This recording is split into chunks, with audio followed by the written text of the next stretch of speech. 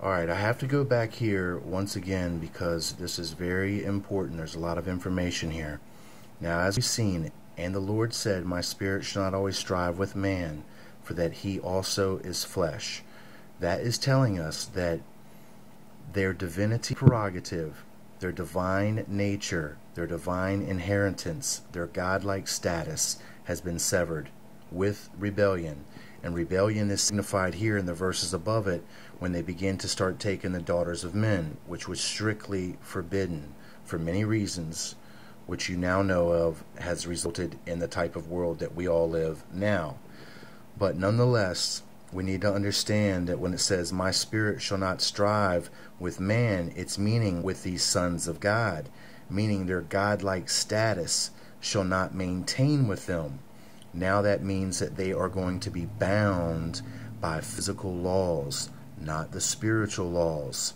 And some of these bindings that begin to take place, or limits to their spiritual capacities and prerogatives, begin to be displayed like this, where we were talking about in the book of Enoch, where it says, because they could know, or they could not themselves thenceforward address him. Alright, now that is their communication with the spiritual world. That's one of the prerogatives that were cut off and severed, okay, which was communication with the outside world. Now, I don't want to lose you, but I want you to understand that that is why those three pyramids of Giza are in that place and why they are configured the way that they are. They were created a long time ago as a physical way to bridge the spiritual handicap that they incurred with rebellion.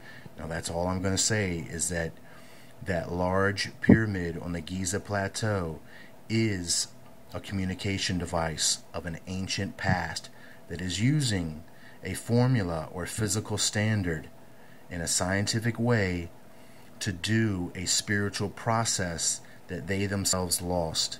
So with a lot of their spiritual prerogatives that these fallen beings have lost, they have had to come up with physical ways of overcoming them and bridging those gaps.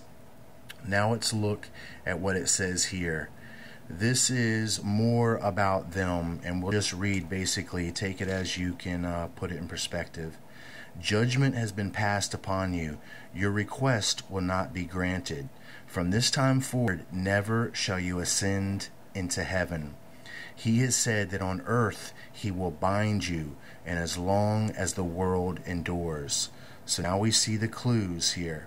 From this time forward, meaning after the rebellion, when they began to start taking unto themselves the daughters of men, now not only are they cut off from interplanetary communication, inter-spiritual communication, they are also being cut off from their ability to ascend into heaven, meaning go from that physical estate back to that spiritual estate, leave this world by the portal of death and ascend into the spiritual realm.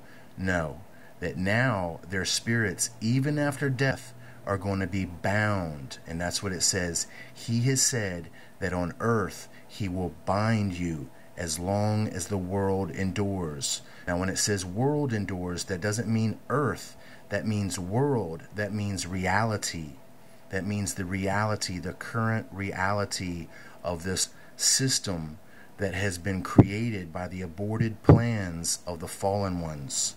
Okay, this Luciferian self-prescribed liberty and license to do as thou wilt, disregarding the will of the Father in heaven and following one's